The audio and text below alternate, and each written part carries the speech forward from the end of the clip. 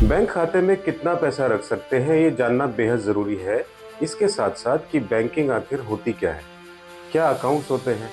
एक व्यक्ति एक साथ कई बैंक अकाउंट चला सकता है, इस पे कोई रूल या क्लैरिटी नहीं है हमारे देश में। लेकिन एक जानकारी ज़रूरी है आपके लिए कि आप कितने पैसे रख सकते हैं आखिर अपने अकाउंट में। बैंक अकाउंट में एक व्यक्ति एक बार में कितना धन जमा कर सकता है, चलो इस पे ज़रा कुछ बात करते हैं। न्यू इरा वर्ल्ड यानी कि नए युग की नई दुनिया में फिर से आपका स्वागत है।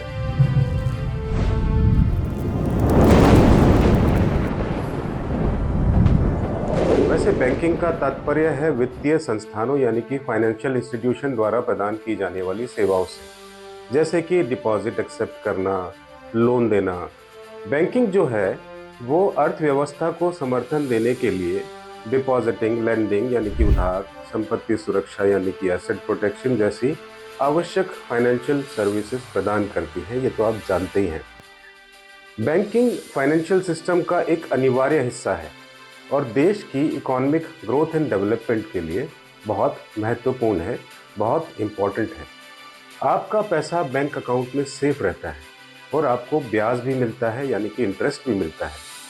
हम में से काफ़ी लोगों का मानना है कि सेविंग अकाउंट में जितना मर्जी पैसा रख लो, कोई इनकम टैक्स का चक्कर नहीं पड़ेगा। टैक्स बचाने के चक्कर में बड़ी संख्या में पैसा रख दिया जाता है सेविंग अकाउंट में। लेकिन आपको पता होना चाहिए कि आखिर आप सेविंग अकाउंट में कितना धन रख सकते हैं। इससे पहले कि हम उस पर बात करें, थोड़ा सा बैंकिंग और अकाउंट्स के बारे में कुछ बेसिक बातें जान लेते हैं। मोटे तौर पे कुछ मेन अकाउंट्स की अगर हम बात करें तो वो आपने देखे ही होंगे बैंक्स में: saving account, current account, recurring deposit account, fix deposit account, demat account, NRI account, बहुत सारे तरह के अकाउंट्स हैं। प्रारंभ में भारत में 4 प्रकार के बैंक खाते ही संचालित होते थे, जिसमें करंट अकाउंट यानी कि चालू खाता, बचत अकाउंट यानी कि सेविंग अकाउंट, आवर्ती जमा खाता जिसको आप रेकरिंग डिपॉजिट अकाउंट कहते हैं, और फिक्स डिपॉजिट अकाउंट जिसको हिंदी में सावधि जमा खाता कहा जाता है। ये सब शामिल थे। लेकिन बाद में बैंकिंग क्षेत्र में प्रगति के साथ साथ कई अन्य प्रकार के बैंक खाते पेश किए गए। बचत खाता, जैसा कि नाम से पता चलता है, बचत खाते में पैसा बचाने के उद्देश्य से एक व्यक्ति या दो लोगों द्वारा संयुक्त रूप से भी अकाउंट खोला जा सकता है। बचत बैंक खाता खोलने का मुख्य लाभ यह है कि बैंक इस प्रकार का खाता खोलने पर आपको ब्याज देता है। इस खाते में खाता धारक कितनी बार पैसा जमा कर सकता है इसकी कोई लिमिट नहीं है, लेकिन इस खाते में कितनी बार पैसा निकाला जा सकता है उस पर रिस्ट्रिक्शंस हैं। अकाउंट होल्डर को मिलने वाली ब्याज दर 4 से 6% तक प्रति वर्ष हो सकती है। आप चाहें तो एटीएम, डेबिट कार्ड, रुपए कार्ड ये सब भी प्राप्त कर सकते हैं इस अकाउंट के माध्यम से। फिर हम बात करें करंट अकाउंट की, तो करंट अकाउंट यानी कि इन खातों का उपयोग बचत के उद्देश्य से नहीं किया जाता। इस प्रकार का बैंक खाता अधिकतर बिजनेसमैन द्वारा खोला जाता है। Associations, institutions, companies, religious institutions और अन्य बिजनेस रिलेटेड वर्क्स के लिए चालू खाता यानी कि करंट अकाउंट खोला जाता है। ऐसे खातों में कितनी बार पैसा जमा किया जा सकता है या निकाला जा सकता है, इसकी कोई निश्चित संख्या नहीं है। इसमें ओवरड्राफ्ट जैसी सुविधाएं भी उपलब्ध होती हैं, लेकिन ऐसे खातों पर कोई ब्याज नहीं दिया जाता है। फिर हम बात करें आवर्ती जमा खाते यानी कि रेकरिंग डिपॉजिट अकाउंट की, जिसमें खाता धारक को निश्चित मैच्योरिटी डेट तक हर महीने एक निश्चित राशि जमा करनी होती है। कोई भी व्यक्ति या संस्थान अलग से या संयुक्त रूप से यह खाता खोल सकता है। जिस बैंक में आप खाता खोलना चाहते हैं उसके आधार पर ब्याज दर अलग अलग हो सकती है, लेकिन राशि की समय से पहले निकासी की अनुमति नहीं है, यानी कि समय से पहले आप उसे नहीं निकाल सकते, बशर्ते कि जुर्माने के रूप में कुछ राशि काट के शायद ऐसा किया जा सकता है। सावधि जमा खाता यानी कि फिक्स डिपॉजिट अकाउंट, एफडी, इसका नाम आपने काफ़ी सुना होगा। एफडी एक अन्य प्रकार का बैंक खाता है जिसे किसी भी सार्वजनिक या निजी क्षेत्र में बैंक में खोला जा सकता है।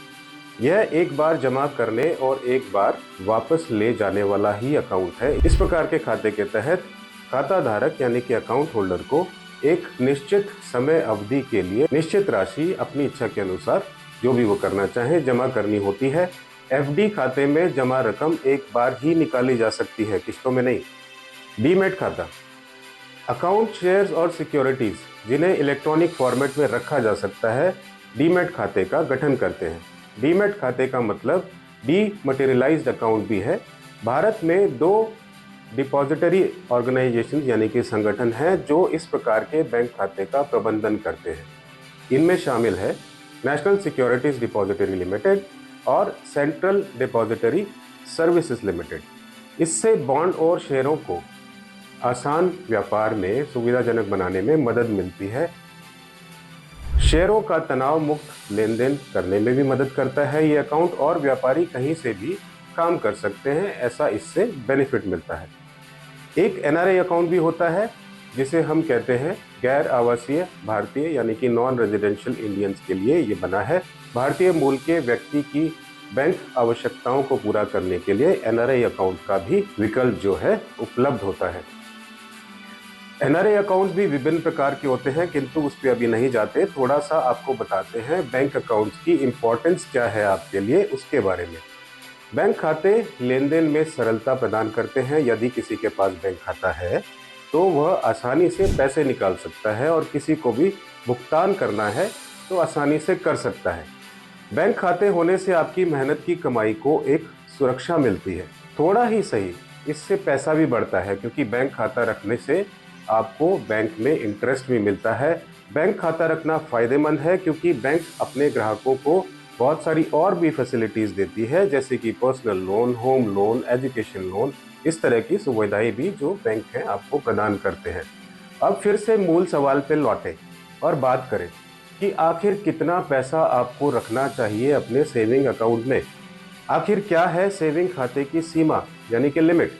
वैसे तो आप अपने सेविंग अकाउंट्स में कितना भी पैसा रख सकते हैं, इसमें कोई सीमा नहीं है। लेकिन अगर आपके बैंक अकाउंट में अधिक रकम है और वो इनकम टैक्स के दायरे में आती है तो आपको उस धन का स्रोत बताना पड़ेगा। इसके अलावा बैंक ब्रांच में नकद जमा करने और निकालने की सीमा है।